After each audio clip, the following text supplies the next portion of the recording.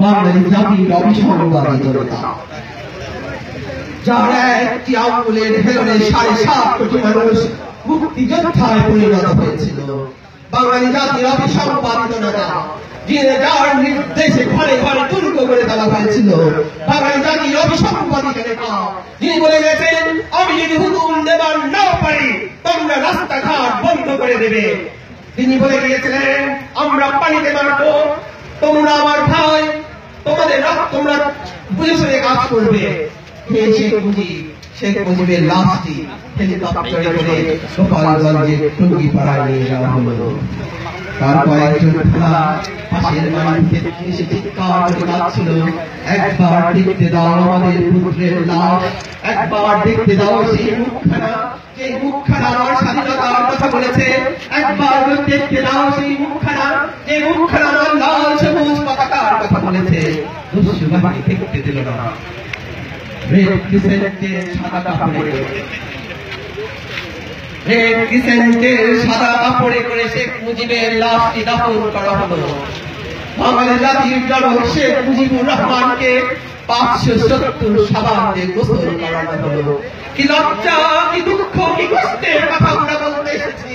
যার জন্য আমার বাংলাদেশ, যার জন্য আমি একজন চিকিৎসক, আপনারা মানুষ হয়েছেন, বাঙালি হয়েছেন। রেড ক্রিসেন্টের সাদা কাপড়ে 570 সাবান দিয়ে শেখ মুজিবের শেষ যাত্রা হলো।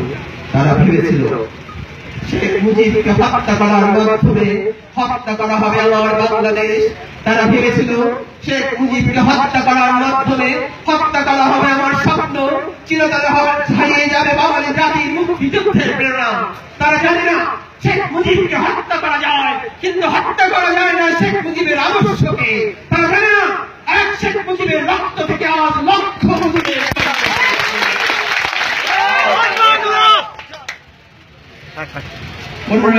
সামনে রেখে আমি বঙ্গবন্ধু মুজিবের বিধি আত্মার প্রতি সম্মান প্রদর্শন করছি।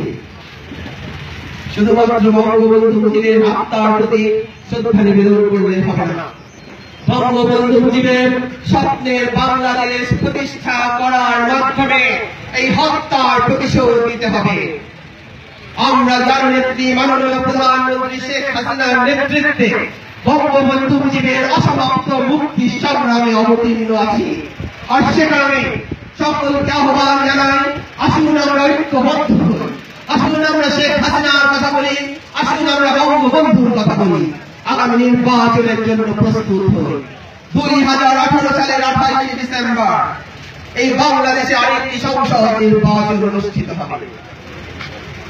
আসুন আমরা সেই নির্বাচনের জন্য প্রস্তুত হই।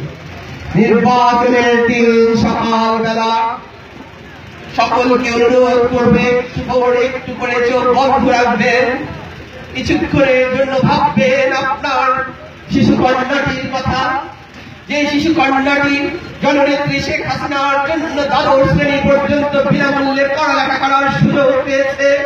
সেই শিশু কন্যাটির কপালে একটুখানি চুমু এঁকে দিবেন আর ভাববেন প্রধানমন্ত্রী শেখ হাসিনার কথা। নির্বাচনের দিন সকালবেলা আপনার মুক্তিযোদ্ধার বাবা পায়ে সালাম দিয়ে ভাববেন এই মুক্তিযোদ্ধার বাবার কথা, যিনি আজ শেখ হাসিনার কারণে মুক্তিযোদ্ধা ভাতা পাচ্ছে। আপনার বিধবা খালার কথা ভাববেন, যে বিধবা খালা আজকে শেখ হাসিনার জন্য বিধবা ভাতা পাচ্ছে। যদি আপনি আপনার শিশু কন্যাকে ভালোবাসেন, যদি আপনার মুক্তিযোদ্ধা বাবাকে ভালোবাসেন, যদি ভালোবাসেন আপনার বিধবা খালাকে, যদি ভালোবাসেন আমার গার্মেন্টসে কাজ করা সেলাই দিদিদের, যারা নিম্নতম 8,000 টাকা বেতন পায় শেখ হাসিনার জন্য, যদি ভালোবাসেন আমার কৃষক বাবাকে, যে কৃষক বাবা বিনামূল্যে সার পায় শেখ হাসিনার কারণে, যদি ভালোবাসেন বিদেশে থাকা আমার সেই শ্রমিক ভাইটিকে, যিনি শেখ হাসিনার কারণে আজকে বিদেশে যাওয়ার সুযোগ পেয়েছেন, যদি একটি স্বপ্নের বাংলাদেশের কথা ভাবেন, যদি পদ্মা সেতুর কথা ভাবেন, যদি বিদ্যুতের কথা ভাবেন, যদি উন্নয়নের কথা ভাবেন, যদি বাংলাদেশকে ভালোবাসেন, যদি একটি রাজাকার মুক্ত বাংলাদেশ চান, আগামী নির্বাচনে মাননীয় প্রধানমন্ত্রী শেখ হাসিনাকে আবার ক্ষমতায় আনতে হবে। আপনার জন্য, আপনার সন্তানের জন্য, আপনার বাংলাদেশের জন্য, আমার লাল সবুজ পতাকার জন্য আকুল আবেদন রেখে যেতে চাই। আগামী নির্বাচনে শেখ হাসিনাকে ক্ষমতায় আনবে। একটি কথা স্পষ্ট করে